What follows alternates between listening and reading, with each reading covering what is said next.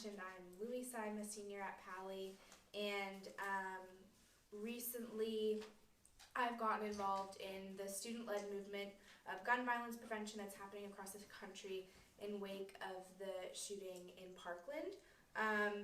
So, I mean, a little about me. Linda kind of touched on this, but I'm a member of this program at Pali called the Social Justice Pathway, which is a 3-year academic program where, starting your sophomore year, your history and English classes in a cohort of about 50 to 60 students with the same history and English teacher through senior year, take the required classes but kind of shift them so that the themes kind of revolve around social justice. So, like, just an example, in contemporary world history, rather than memorizing the names of all the countries in Africa, we spent that time learning about apartheid.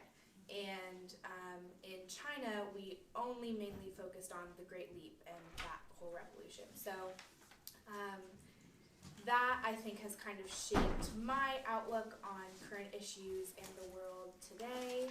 And along with a few friends, I led the walkout at our school a month ago yesterday, actually, and then was kind of invited to join this organization called Bay Area Students for Gun Violence Prevention, which is a small cohort of students from all around the Bay Area, mainly in the East Bay because they're very coordinated there,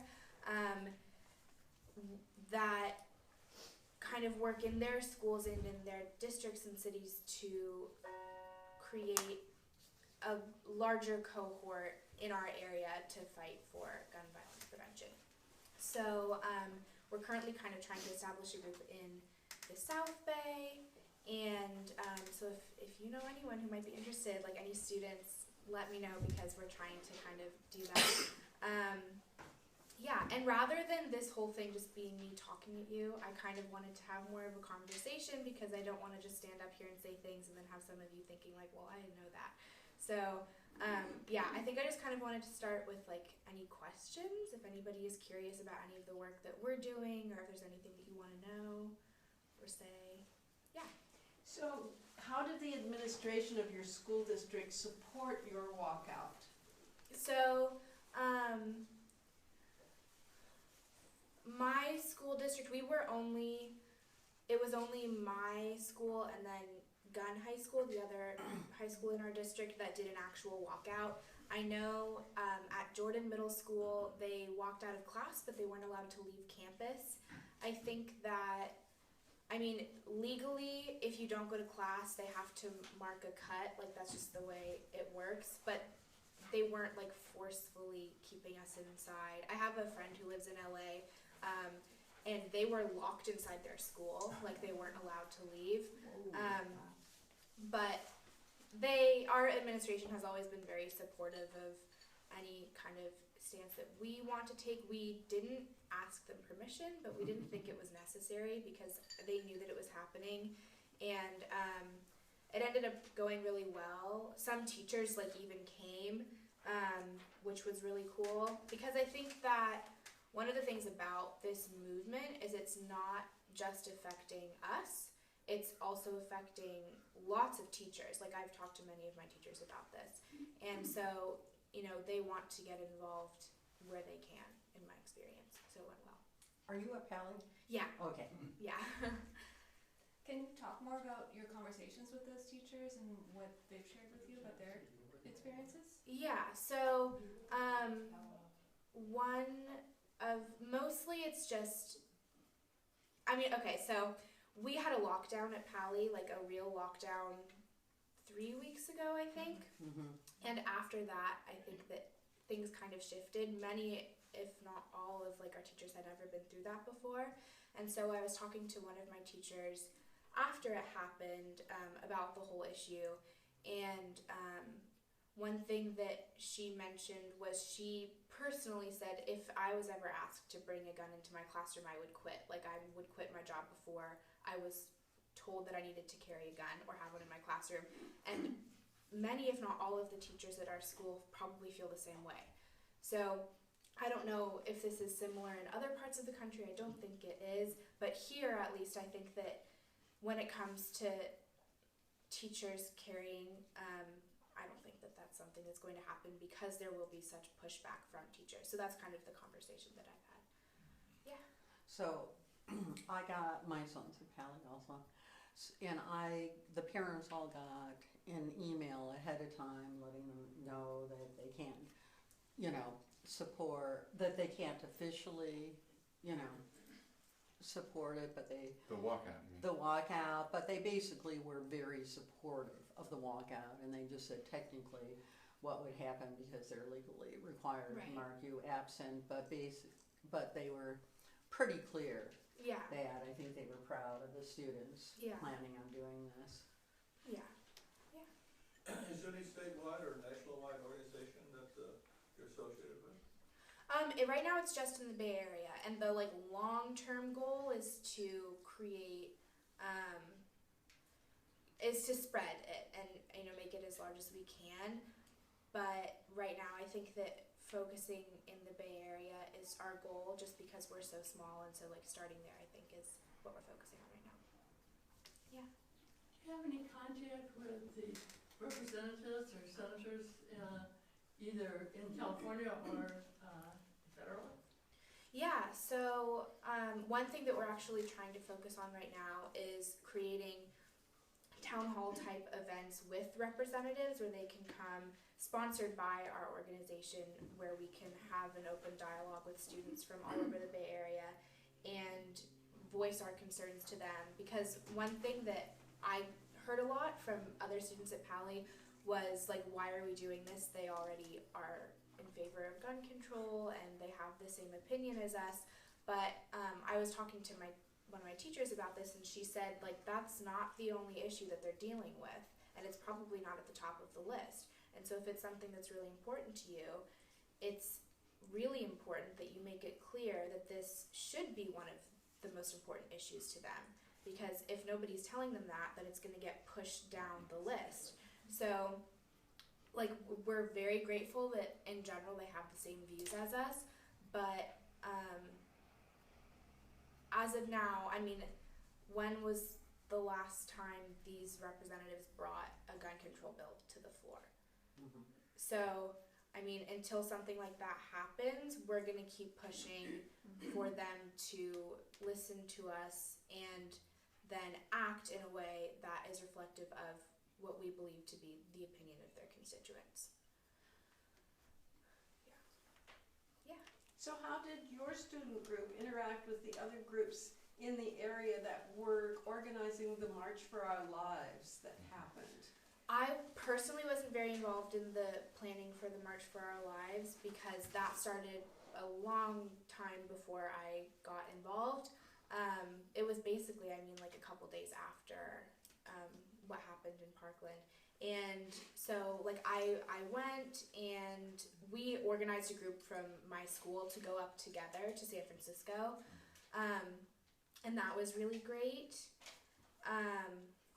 And I know, though, people in the organization that I'm part of were involved in leading that. And so they're taking those connections and the skills that they learned from that to kind of try and share them with the rest of us so that we can also use them.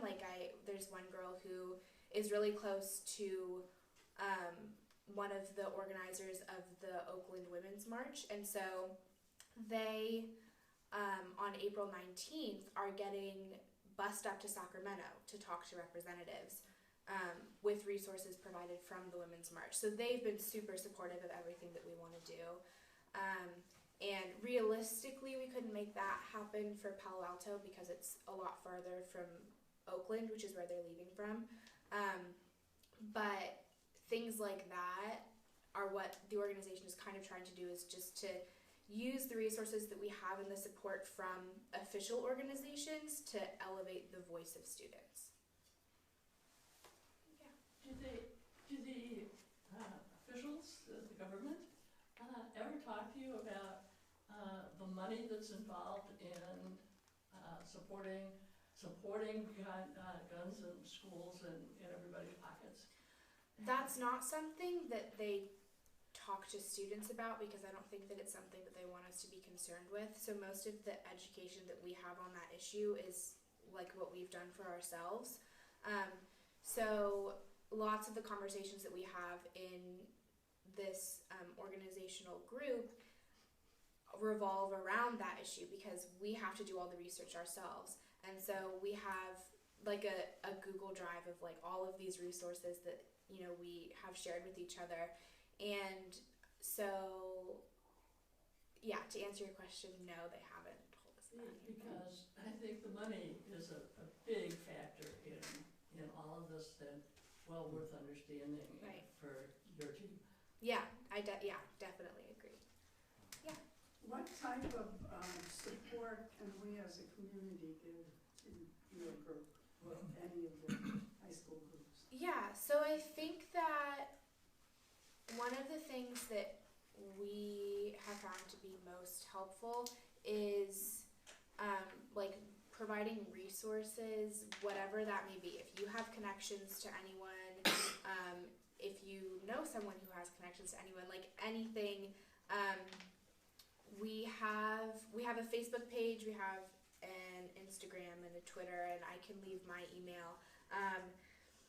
You know, just kind of networking, I think, is really important because as students, we are lucky to have the leaders that we do and the people who are as connected as they are. But a majority of us are kind of just starting out and we don't totally know what we're doing.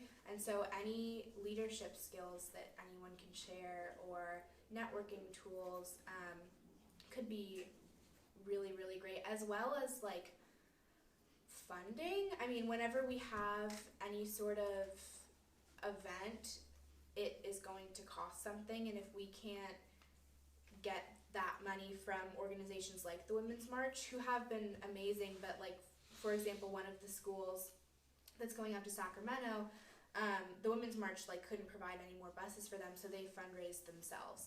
So I think that things like that, like, it's not great that it all comes down to money, but it kind of does, and so that kind of support is also greatly appreciated. What's your Facebook page? Oh, it's just Bay Area Students for Gun Violence Prevention. I can give you all the information. Yeah, I can share it. Yeah. Other than promoting gun control, what is your message to the people that you speak with who have the power to do something? Do you have any specifics or any special objectives that you point out as you do your presentations? Well, I haven't presented about this issue before, Okay. but I know that there are a number of goals that our organization has, one of which being connecting students. Like, that's really, really important to us. There are so many who want to get involved in this issue and don't have the platform or don't have the support at their school or in their community, and so we want to create a place where they can have that opportunity. And then another thing that has been very important to us that I think is going to be focused on a lot more, there's an event happening in San Francisco on April 20th where they, I think, are mainly going to be focusing on urban gun violence. So like in San Francisco and Oakland, that's something that they're focusing a lot on. And then one of the main kind of like overall goals is just regulation of semi-automatic weaponry, because that is something that we feel is relatively achievable and something that we can get behind as students, and something that like we have a say about, kind of, because like we're the ones who've been affected by that. So yeah, those are kind of the specifics. Thank you. Yeah. So did a bunch of you then go from Palo Alto to Washington, or? So there were some people who went all the way to DC, but that wasn't an organized group. It was just, I had a couple of friends who went, but the only organized group, me and I think 2 other students, created a group. We all like just took the train together. I think there were about 25 of us. That was the only organized group just up to San Francisco. Yeah. I'm wondering if you have had any experience of talking to people who have different views about gun control, and if there have been anything, that you've seen that's been productive in those conversations. The only ones that I've had are with other students in that respect. We haven't really talked to like groups of adults before. It's mostly just been between students, and I have a few classmates who are like very opposed to this whole thing, and I think that it depends on like what the argument is. Like sometimes I have some classmates who like to argue just because they like to argue, and it's not productive. So like, there's nothing that you can really do there. But having an open dialogue, I think, is incredibly important, especially during this time and around this issue, because not everyone has the same idea. And like, our lives here are very different from, people in like Alabama and the South, where guns are just like a cultural way of life. Like, that's just the way that things are.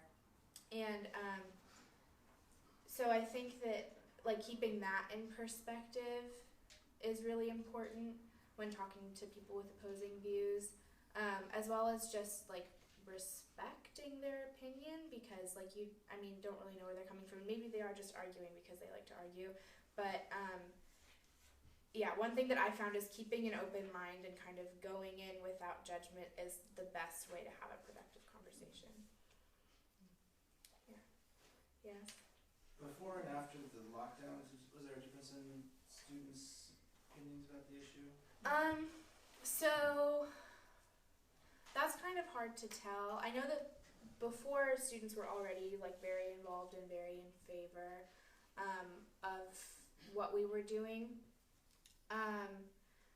So what happened during the lockdown was, I don't know if anybody knows what happened, but someone called in a threat to our school. There was no one actually on campus, so we didn't have any direct connection to gun violence, which is like so great. But I think that one thing like that I was talking to my friends about is that going through that makes it feel so much more real, and it forces you to confront the fact that like that could be you, because that's what we were all thinking. And so it happened on the Thursday before spring break, and so it I think it started at like 1, and then we were on lockdown for almost 2 hours. And by the time it was over, we only had like 1.5 classes left, and so most people just went home. Like, I walked out of class, and there were like 2 SWAT guys walking right in front of me. So I was like, okay, I can't go like take my math test. But one thing that's interesting is that classes weren't canceled. Like, you left the lockdown and you went to your next class. And like, I had a friend who did have to go and take a test. And class the next day was completely normal. Like, if you didn't know that it had happened, you wouldn't know that it had happened. But no one came to school. It was like maybe half of the people who normally would be there. So I think that had partially to do with the fact that it was the minimum day and we got out at 12. But then we had spring break, and by the time we got back, people weren't really talking about it. The only thing is one of our publications released an issue about it, and I don't know if any of you saw, Verde magazine got like a ton of traction on Reddit. I don't know. So the magazine had like a hole in it, like to mimic a bullet hole, and someone posted it on Reddit, and there was like that was a huge thing. But at school that was talked about, but the actual issue itself hasn't really been talked about since then. Yeah. To that point, though, I'm curious as to what's happening with people dealing with their emotions around this and the fear and anxiety that's coming out of it, and what schools are doing, what's Pali doing to address some of that. So Pali is a great school, and I love it, and I think that they need to be doing more. they say, which is true, that there are counselors if you need them, and if you really need a counselor, you can go in and get one right away. But a majority of the time, if you try and set up an appointment, you usually have to wait about a week.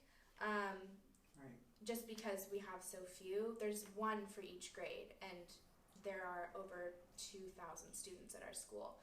And so I think that they need to be doing more. Personally, I would benefit from, like, not even talking to someone, but knowing that there was someone to talk to. I only talked about it with my teachers in our social justice classes, because, like, that's of course what we were going to talk about. Not even in the class where I was when it happened was it mentioned. So, yeah, I mean, I understand the importance of returning to normalcy after an event like this, but I don't think that it needs to happen so quickly. And I know personally that, like, so many of my friends were really affected, and to kind of be forced to, like, push it away, I don't think is the best way to deal with what happened. So they're not doing a ton. They're doing some. They're doing what they have to do. But I think it would be great if they did more. Yeah. I was very surprised that they didn't have something. I talked to first I text my son, or called him when I was going, and he's like, "Don't do it. They'll know where we are." And but afterwards, he said, I asked how he was when I caught him, and he said, "I'm fine. It didn't affect me." Well, maybe it did. But I mean, there's this weird thing, and you have to process it. Yeah. My nephew, his freshman year, was at Virginia Tech, and would have been at the building where all the shootings was, except that he, like other people in my family, overslept. So, but it's, you know, I really was surprised that they didn't have people come in, because you don't always know. It's like an aftershock, even for the parents. Right. Yeah. Yeah, I was just going to say, first of all, I appreciate having access to a younger person these days. My kids are all grown and out of the house, so I don't have a way to talk to the high school people who are doing this movement, which I totally support. So thank you for being here today. And I was curious as to if you could share with us your motivation to actually get involved in this type of work, social justice work. What was your personal motivation? That's kind of a long story. And I don't really know the answer to it. I mean, I kind of just fell into it and realized that it was something that was really important to me. As Linda mentioned, I'm the president of this thing called the Palo Alto Youth Council, which I began freshman year. And that was kind of, my freshman year was, I didn't really have like a place immediately, as you know, most of us don't. And that was kind of like my group. And so then the social justice pathway seemed really cool to me, and so I signed up for that. And then sophomore year, I think I kind of realized, like, why are you looking at me like that? You were raising money like in elementary school for, what was it, like polar bears or something? Okay, I guess it's always been Do we have a dad's perspective? I'm guessing this is your dad. Oh yes, he is. You can talk later if you want to. Permission, dear. So anyway, yeah, I was enrolled in the social justice pathway, and I think being able to have so much of my school experience revolve around that made me realize, first of all, that like it's not only an issue here, and like I'm not the only one who is passionate about these things, but also like how much injustice there is in the world, I think kind of pushed me into being more of like an advocate and an activist. And then it just kind of like went up from there. Yeah, and add on to my question, I understood you're going to American University this fall.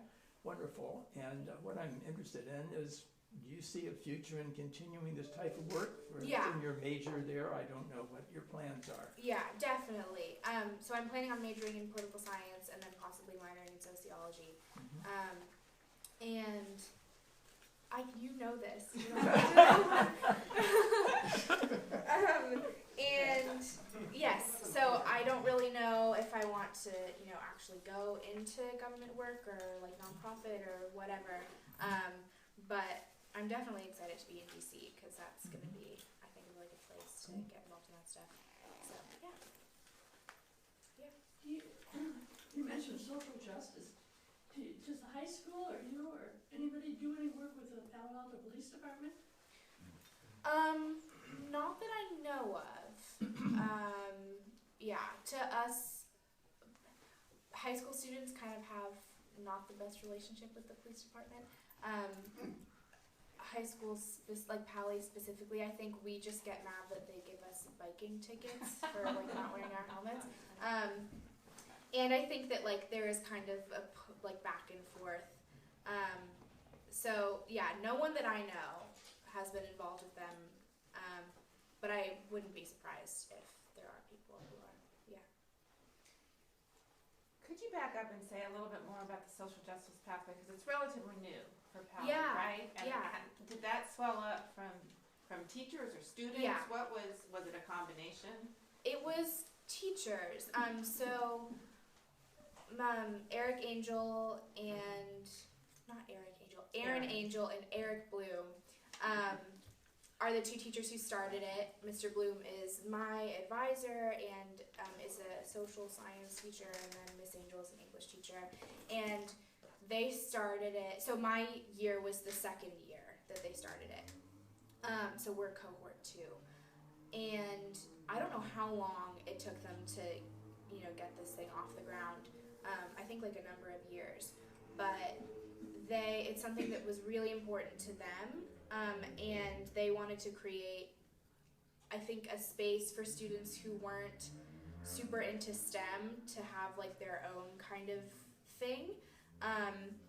And so I think their first class was only 30 students. And then mine doubled. We were 60 and now we're 50.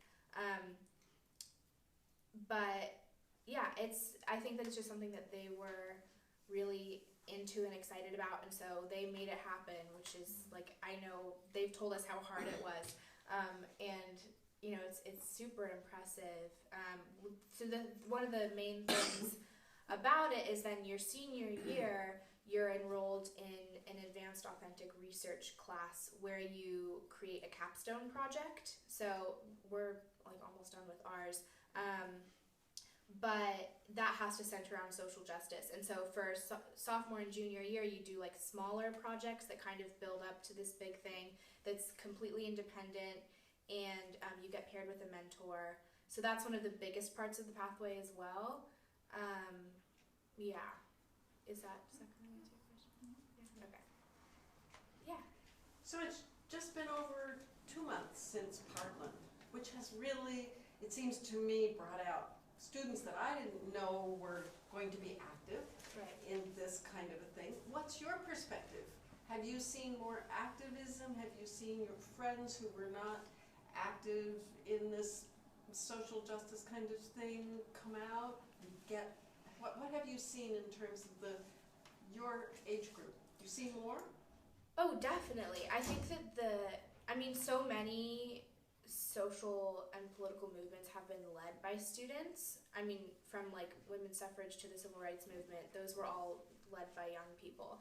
And so I think that because those were so long ago, I don't think that we realized that there is a place for us to become leaders. And so I'm really grateful to the students from MSD for making it clear that this is a student-led movement. And I think that at Pali, there is kind of a sentiment of like not caring about things is cool. And so in the past, there hasn't been a ton of this sort of activism, but like making caring cool again is kind of something that I've seen happen since what happened in Parkland. And so I've seen more students get involved. Those who like I already knew were interested but maybe didn't take action now have started to actually do things, and then students who might not have been interested at all, we did like a letter writing and call-in campaign to local representatives, and so many students got involved in that. We did a voting registration campaign. I think we registered like over 50 students. So to answer your question, yes. I don't know about the rest of the country. I mean, I've seen, as I'm sure you have on the news, how many, amazing things have been going on, how many walkouts there were. So in general, I think that students are realizing that like this is our time to become leaders, and so hopefully that continues. I think one of the things that is of biggest concern to us is like keeping the momentum. Since in your program you've been studying previous social justice movements in the past, I'm curious if you have any perspective on like how the conversation is happening now, and like in relation to how it used to happen. Like, do you feel like there's differences now with social media, identity politics, and how does how does it compare to previous movements? Yeah. So I think that one thing that we've actually talked a lot about is the importance of social media, and how 50 years ago, I don't know if this sort of thing would have been possible just like so quickly, just because there isn't that instant communication. Like I have friends who are friends with people in Florida, and so like they knew like as it was happening what was happening, and then immediately were like, okay, I'm getting involved like the same day. So I think that social media is incredibly important and hopefully can create like a faster movement. Not that, like slow change is good, because like it can be great. But I think that having social media is important for like young people, because that's like how we communicate, to be able to network and get resources from each other. And like most of the people in this organization that I'm part of, I haven't even met. We all just like, we have a Slack group. I don't know if anybody, it's just like this messaging app where it's super new, and like I didn't even really know what it was until we started using it, but like it's perfect for this. So I think that yes, social media is good. The whole issue of identity politics is also something that we've talked about. One of the things that we want to focus on, though, is that this is not a partisan issue. This is something that affects everyone, no matter how you identify or where you live. It can affect you. So hopefully our goal is to kind of break down the political barrier and make it clear that it shouldn't matter how you identify politically, because this is something that can and will and has affected everyone. So I think that the student leadership is very similar to previous movements, but there's so much that's happening now that's very different. So a lot of us, don't really know what we're doing or like how to move forward, so we're just kind of like guessing as we go. But I think that most movements are like that. So hopefully we can like learn from the past and then also kind of apply that to what we're doing and hope that it works. Yeah. Do you know people who are involved or who were involved in previous movements that you can tap specifically to help you do this? I think it's very powerful to have students doing this, and my concern is that the momentum will flag. Right, yeah. So one thing that we're really lucky about is Joan Baez was a graduate of Pali, and she came, so I also led the Peace March, the Palo Alto Peace March last year, and she came and I got to meet her, and we like wrote letters to her and she wrote back, and I think that like hypothetically if we really wanted to get in contact with her we could, as well as other local leaders, if we wanted to like reach out, I'm sure we could. It's not something that we've been very focused on, but yeah, I'm sure that like there are people who know people who could be helpful. Yeah. Yeah. So let's say in 4 years you're about to graduate and you've been part of this movement and the momentum has kept up. Where will this movement have arrived? What will they have accomplished? I mean, in your wildest dreams. That's so hard to say. I honestly don't know. We have so many different things that we want to accomplish, but it's all very abstract because, you know, as 18-year-olds and younger, we don't have a lot of, like, clout, I guess. Like, we could go to a representative and say whatever we want to say, but, you know, there's a huge argument against us that, like, we don't pay taxes, which, like, is true. And so, you know, representatives don't need to listen to us. I disagree.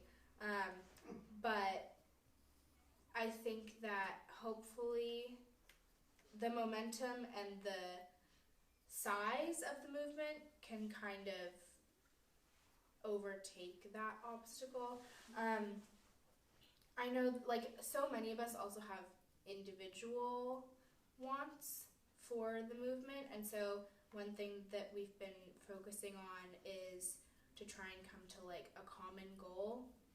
And I mean, right now that's literally as simple as like making our group bigger. And we want to establish the organization eventually as a 501c3 just because that would be so beneficial to us. But that's like so much paperwork and it's going to take so long and we don't even know how to do it. So I don't really know. I mean, I think that every person you ask will probably have a different answer, which, you know, is good, but it's also difficult because we are so far away and there's only so much that we can do. I think it's important that we do find common goals.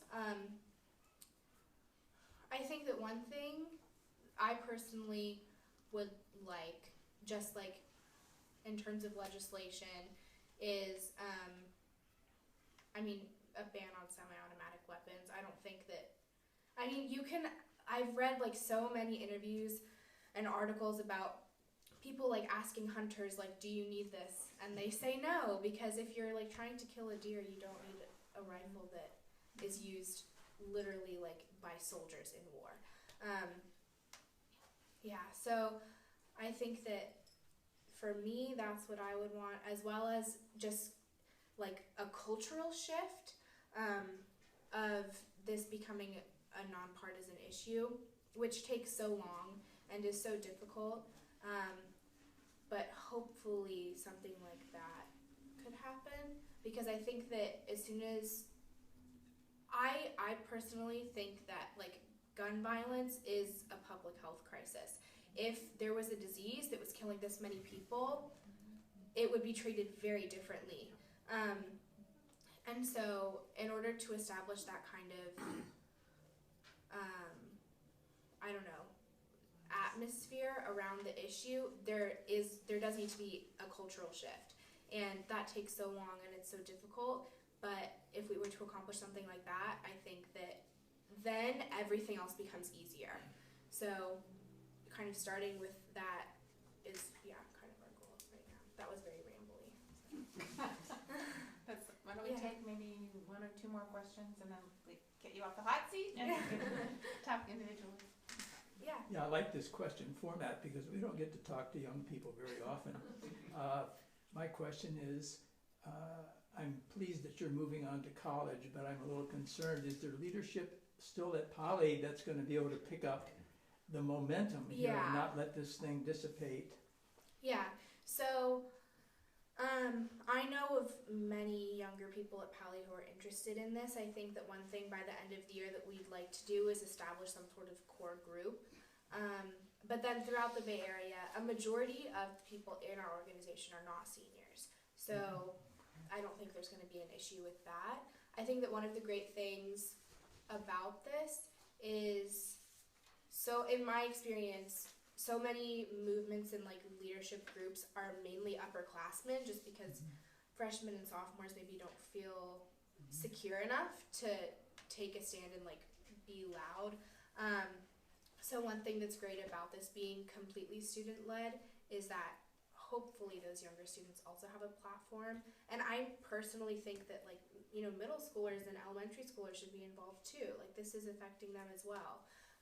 I don't know if any of you went to the San Francisco march, but there were these two girls, I think they were 6, who spoke, and it was amazing. So I think that that in itself is proof that these young people definitely are able to take on these positions. So yeah, I think that there will be. Good. Yeah. I just wanted to make a comment that I think the more that you and the other students can actually be on the media, where you have either like public radio or be filmed or can be let out, that really is going to make a difference, because it's uncool to bully or make derogatory comments to adolescents and younger. Right. And it's something that the students against for gun control really. I just think it's so powerful what you're doing, but as much as can be seen is good. Yeah, no, definitely. Talking to congressmen in a closed door, they can say anything or do anything, but put that on the news, and that really they are accountable in an entirely different way. Yeah, definitely. One thing that we've been lucky enough to have is outreach from media to us. They want to hear our voices. And, you know, I have a friend who was on, I think, KTVU. The Huffington Post is reaching out to a lot of us. So I think that the media is realizing that, like, this is a huge story and this is something that they want to have information about. So, yeah, I totally agree. And luckily, that's happening, and hopefully it continues as well. Yeah. Are you also doing get out the vote kind of things, and then once you're 18? Yeah, so yeah, I am 18, so luckily I'm registered. The League of Women Voters has come to our school, and they go to every senior social science class and register and pre-register students, which is great. That's how I was registered. And then at lunch after the day of the walkout, me and one other student invited Palo Alto City Council members and school board members to come and pre-register and register students to vote. And they did, and you know, it was great. Having like local representatives come and kind of speak to the importance of democracy and voting. And what's actually great is you only have to be 16 now to pre-register to vote, and you can also do it online, which for us young people is really great. And so I think I'm pretty sure the 16-year-old pre-register thing is state by state. I know you can do it in California. I'm pretty sure you can't do it in many others. But what's great is once you're pre-registered, you're done. And once you turn 18, you're automatically registered. You don't even have to think about it again. Except you have to go out. That's true. Yeah. So one thing that we have been kind of trying to vocalize is the importance of civic engagement, and I think the most important part of that is voting. And so that's what I spoke about at our walkout. And hopefully other students feel the same way. I mean, I know many do, but I'm pretty sure I read something, I think that it said like by November there will be 4 million new registered voters. So like across the country. That's hugely impactful, and if all 4 million of those people vote, that's a lot. So I think the baseline of everything that we're trying to do does have to do with voting. Yeah. Did you have a question?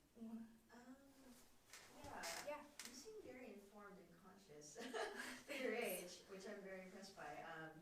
But I'm curious, you mentioned you do a lot of research, and there is a lot of biased and fake information out there. And I'm wondering if you're managing your sources, because the more radical things I think appeal more to our emotions and get people fired up, but they're not always accurate. Right. Yeah. I think younger people tend to be a little more emotional. I mean, I'm young myself, so I mean, I'm not trying to disparage you or anything. Yeah. So I personally do my best to read from a variety of sources. I do my best. This is something that our history teacher taught us, is you should always read the same story from 3 different sources.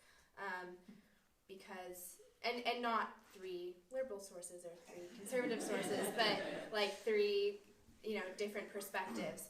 And so that's what I try to do, and if I get completely different articles from all 3, then I'm like, okay, I need to do more research. But if they're similar or similar enough, I think that you can kind of internalize that probably is like the accurate information then, if all of these 3 supposedly incredibly different sources are saying the same thing.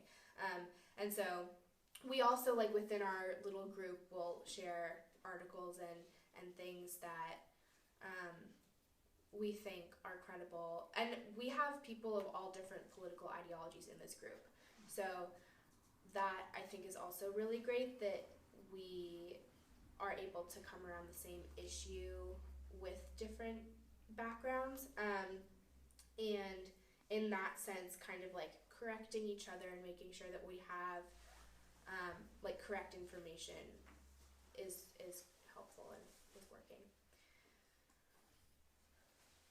Yes. As a budding social activist, what would you say are a couple of your proudest achievements thus far? Yes, I'm recording this. No. It's being recorded. You don't have to also record it yourself. Oh my god. So, I don't know. I think that leading the Peace March walkout last year, for sure, in kind of conjunction with meeting Joan Baez, that was like a really cool moment.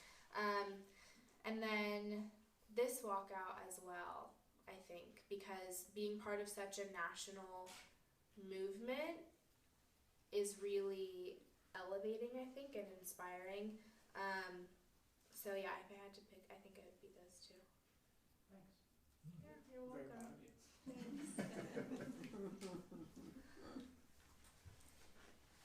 Well, looks like we're sort of out of main questions, so I want to thank you so much. Yeah.